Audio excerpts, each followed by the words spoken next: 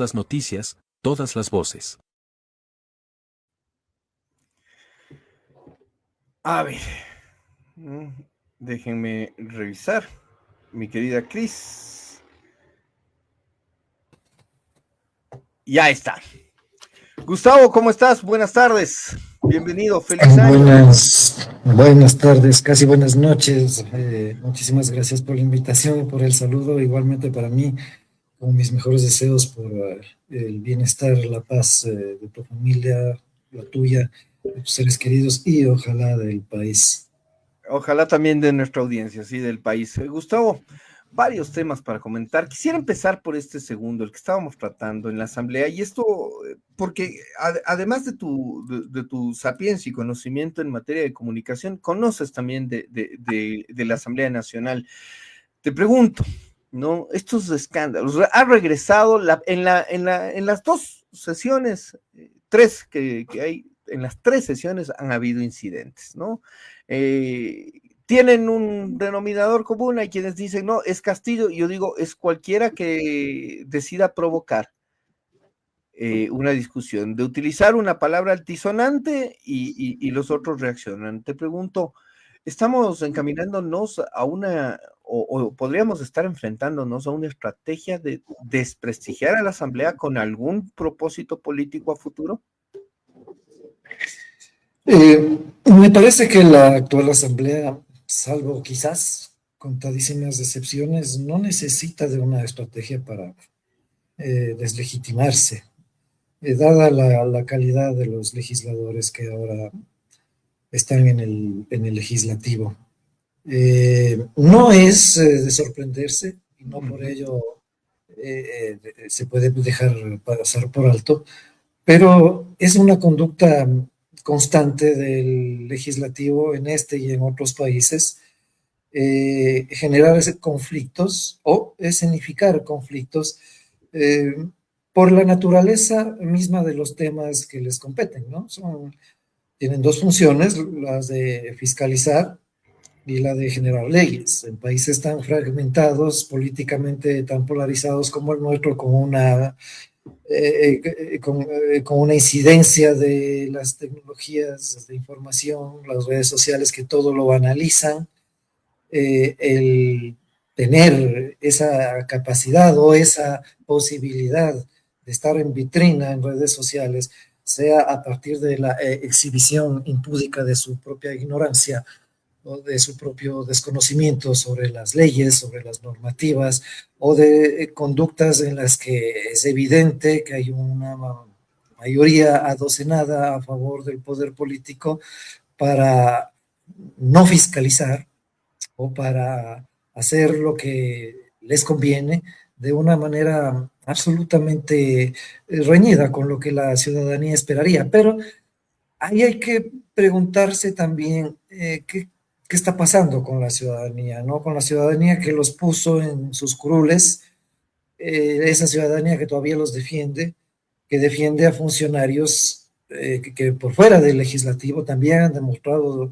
enormes debilidades comunicacionales, enormes debilidades en los conocimientos más elementales de la administración de lo público. Ahora, lo que tú señalas, Daniel, es muy interesante porque si uno mira la línea de conducta del régimen, la estrategia de deslegitimar todas las instituciones y todas las personas, incluso que no compartan sus propias ideas, es permanente.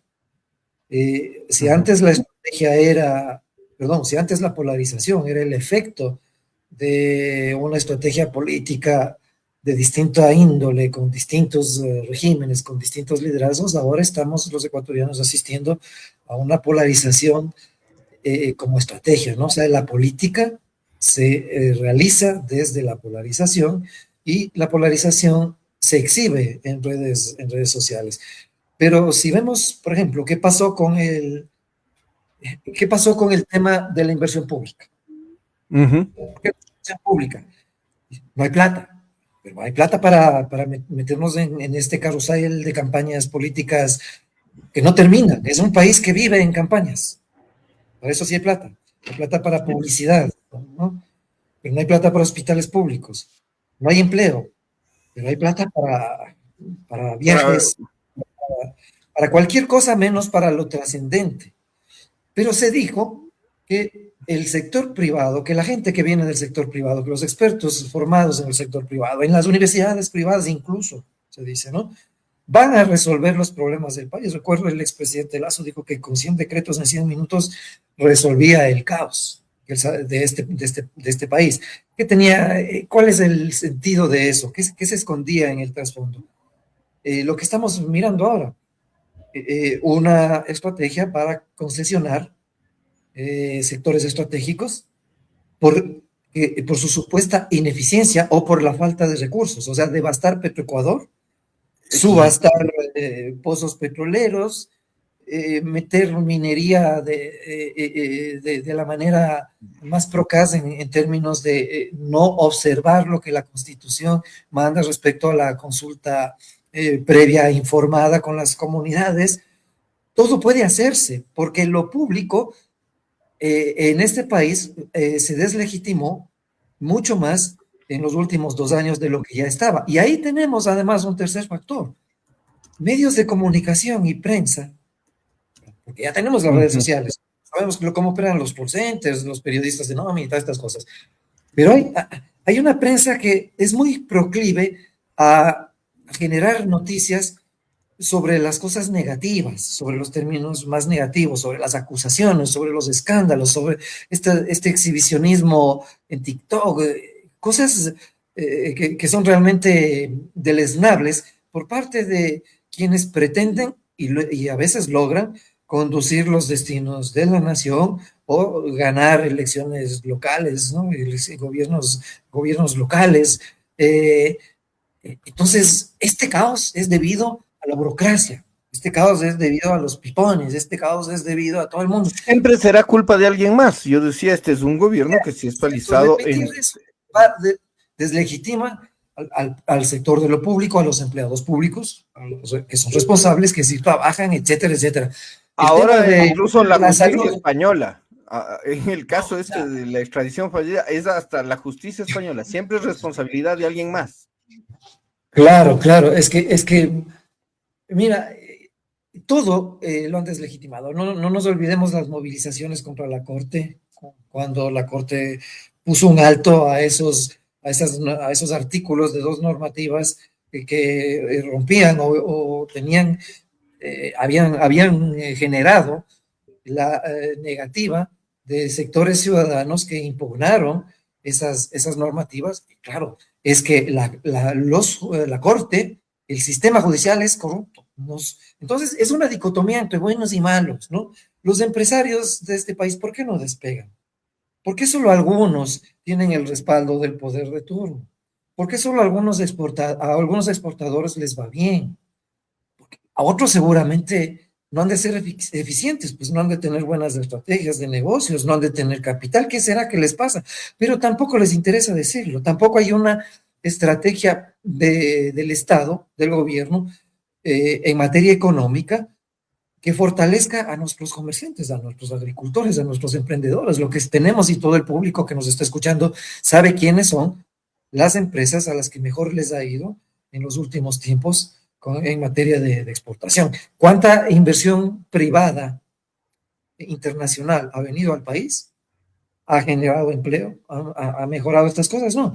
Entonces, hay que deslegitimarlo todo para que la respuesta que viene tenga esa capacidad de sembrar la idea de que es que todo lo que se está haciendo toma tiempo. No tenía Claro. mucha experiencia quien está haciendo esto, tienen buena voluntad, pero las cosas son muy complicadas. Esa narrativa ya no funciona, esa narrativa ya no Pero, sirve pero esa en la narrativa, realidad. la que están aplicando ahora, la del burn them all, quémalos a todos, porque quema el Consejo de la Judicatura, quema la Asamblea, quema la justicia, quémalos a todos, nos va a arrojar un país que capaz nos llegue al primer semestre de este 2026. ¿Cómo lo analizas tú? Porque la justicia está en crisis con un presidente del Consejo de la Judicatura que, si bien no es juez, como él mismo lo ha dicho, es quien conduce y quien tiene, el único que tiene poder sobre los jueces, porque es el que los puede sancionar o Así es. destituir. ¿no? Está la Asamblea atravesando sus horas más bajas con estos shows y espectáculos, ¿no? La Corte Constitucional ya estuvo en el radar del gobierno para ser atacada. Entonces te pregunto, si es que tenemos esta enfilada de cañones en contra de los demás actores del Estado, ¿ves a un país sobreviviendo políticamente este 2026, Gustavo? No, este país es inviable desde hace algún rato políticamente. Pero 2026 podría tener algún... Claro, a propósito, que nada funcione para tener como... Exactamente, lo hicieron a propósito para meterse en los sectores estratégicos y vender, concesionar, privatizar todo lo que puedan, incluido el seguro social, tomar las reservas del seguro social como han dicho que lo van a hacer, y todo lo que la ciudadanía conoce, ¿para qué lo vamos a meter en una lista? Porque bajo esa lógica, lo que existe en el país, Daniel, y se pierde mucho de vista, es una nueva normalidad. El país está viviendo una nueva normalidad. Después de la pandemia, la nueva normalidad es la inseguridad, es la violencia. Y como tenemos por fin a alguien que se puso la camiseta, el casco, el chaleco antibalas y dijo, los vamos a combatir y los vamos a derrotar y vamos a hacer todo lo que se tenga que hacer porque esto, vamos a ganar esta batalla y vamos a resurgir y tal y tal, es el tema nodal que está en la percepción de la mayoría de ciudadanos como lo que más urge resolver, o sea, por sobre la economía y por sobre la política misma. ¿Qué significa esto?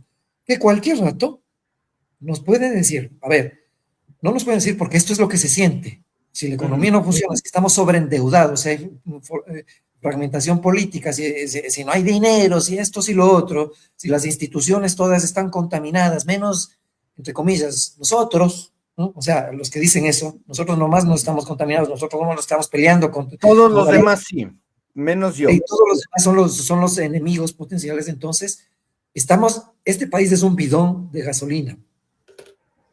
Y quien puede encender esa mecha para que, como tú decías, quémenlos todo y quémenlos a todos, tiene nombre y apellido.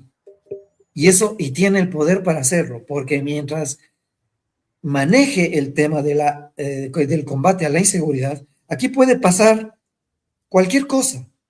Puede pasar que vengan los amigos estadounidenses y decir, nuestro gran aliado contra Israel, nuestro gran aliado contra el terrorismo internacional, nuestro gran aliado contra todo, está perdiendo la guerra contra uno de nuestros enemigos fundamentales, que son los narcotraficantes. Cosa curiosa que todavía no lo han hecho, ¿no? O sea, están pugnando por establecer bases militares, pero por aquí, por Ecuador, por eso está pasando lo que está pasando, se tramita casi el 60% de la cocaína que se consume en los Estados Unidos y en los países europeos. El 70%, ha dicho el Observatorio del Crimen Organizado. Sí, es peor todavía. Entonces todavía no han venido los Rangers, solo vino Blackwater, ¿no? Y hizo algunas cosillas, por ahí algunas escenas salieron. Vamos haciendo algunos escenarios, Gustavo, y te digo, en el mes de marzo, sí, en el mes de marzo se acaba los bonos y la entrega de estos subsidios a los transportistas. Ya este sueldito que les daban a propósito de que les subió el diésel, se acaba en el mes de marzo. Te pregunto, ¿tú ves a los transportistas diciendo sí, ok, no hemos mejorado en nada, entonces no importa que no nos suban el pasaje? ¿O ves un calentamiento de calles por ese lado?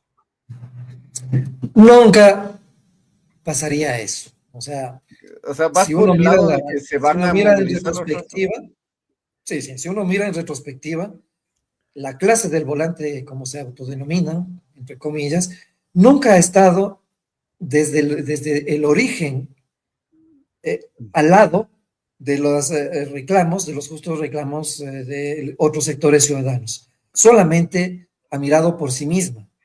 Pero claro, el poder que tiene es tan grande que cuando se junta con quienes se han levantado en oposición a ciertas medidas de cualquier régimen, prácticamente ese régimen está caído. Entonces no los veo asumiendo una actitud solidaria, patriótica y diciendo, sí, usted Les ves movilizándose lo posible y vamos a seguir como claro, estamos. y les ves movilizándose, ¿no? Al municipio de Guayaquil, al municipio de Quito, al municipio de Cuenca, dejar los buses ahí parqueados, dicen, súbanos las tarifas porque si no, no podemos vivir. Pues muy posible porque no te olvides, Daniel, que se generó toda una narrativa que duró aproximadamente unas 3 semanas en sus medios, en los medios, en redes sociales, en las que la noticia, la discusión y el debate era el Estado no tiene por qué asumir gastos que le corresponden a los municipios. Y entonces el tema del transporte, señores alcaldes, háganse nomás cargo. Claro, me va a decir, pero la eso es ministra de gratis no salió a decir que no iba a dialogar con los alcaldes. Claro, ¿no? Y pasó lo mismo con otro tema, con la movilización en Cuenca por el tema de la minería, y dijo, no sé, si aquí no seguimos con la explotación, con el proyecto de Loma Larga, haráse nomás cargo el municipio. ¿Por qué? Porque no les interesa. O sea, van a decir, se van a disparar a sí mismos porque tienen muchos alcaldes, y esos alcaldes van a querer que dejar el cargo, dejar sus cargos, asumir conflictos sobre los cuales no tienen capacidad de respuesta porque no hay recursos, porque se genera la entrega de recursos desde el ministerio, desde el ejecutivo de una manera casi discrecional, y esto ocurre en el país desde hace décadas. Entonces, esta crisis se va a producir y se va a sumar a otras. ¿A quién le conviene que esto pase? Si un presidente fuera sensato y quisiera que gobernar en medio de un Estado, no en el que todo el mundo esté de acuerdo, sino donde sea posible dialogar, generar caminos, vías, opciones para que la gobernanza funcione, esto primero estaríamos viendo a un presidente que esté aquí, estaríamos viendo un gobierno que actúa frente a las cosas que más nos interesan a los ciudadanos, no solamente a una de ellas y de esa manera, sino a todas estas cosas, lo que tiene que ver con la economía, con medio ambiente, con sectores estratégicos, con salud, con desempleo, con Gustavo, educación. ¿ves a alguien tomando liderazgo en la oposición más allá de la tienda política? ¿Le ves a alguien construyendo liderazgo de cara a un año eminentemente preelectoral como el que tenemos?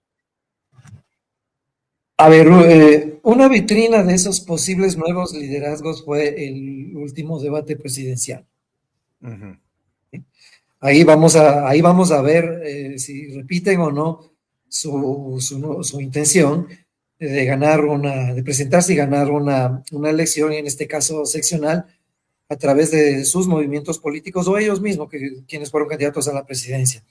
Porque ya hicieron su tarea, es decir, no te lances a la candidatura porque nadie te conoce.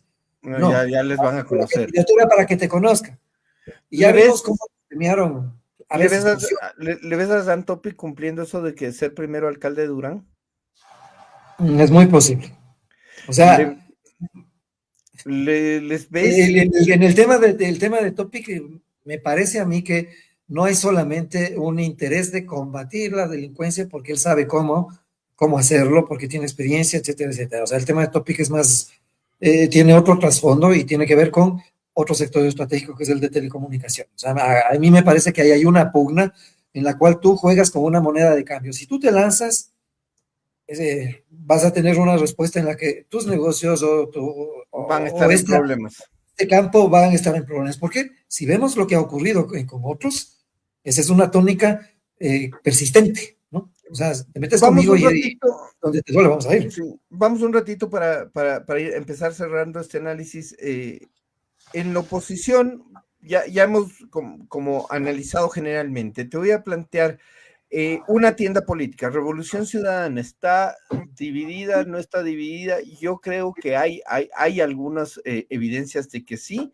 Y te pregunto, ¿la Convención Nacional de Revolución Ciudadana prevista para de aquí a una semana más va a determinar el futuro de esa organización? ¿Tú le ves fortalecida o debilitada después de esto? Sí, va a determinar su futuro. Sí, es una organización dividida, fragmentada. No nos olvidemos la carta que suscribieron Marcela Guiñaga, Pavel Muñoz, el prefecto de Manabí, Rolando Orlando.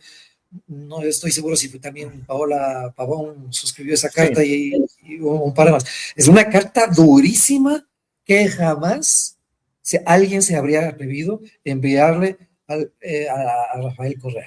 O sea, no se La puede figura negar. de Gabriela Rivadeneira reemplazando a Luisa González podría Es la augurar. demostración de que esta fragmentación ganó la partida a Rafael Correa, porque la candidatura de Felipe de la Cuadra, de Felipe Vega de la Cuadra, Ah, fue una candidatura de Rafael Correa.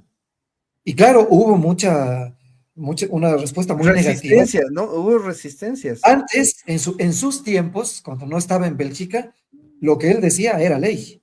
Y ahora pasó lo que pasó. O sea, le pone a Gabriel Rivadeneira. ¿Qué es lo que va a pasar con ello?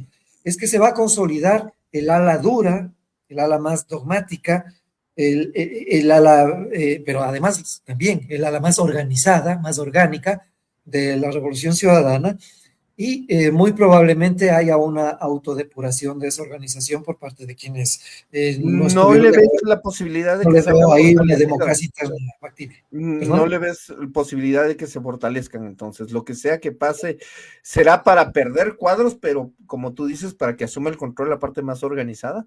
Y eso les Exactamente. daría una Y en oportunidad. qué, claro, pensando en qué, en la proyección del país, donde una de las posibilidades o de las perspectivas más claras es la que nos dice, como tú referiste, que se queme todo y Y empecemos de nosotros nuevo. vinamos sobre las cenizas como el ave fénix, ¿no Claro, es o cierto? sea, Entonces, ¿cuál va a ser nuevamente, cuál va a ser la oposición?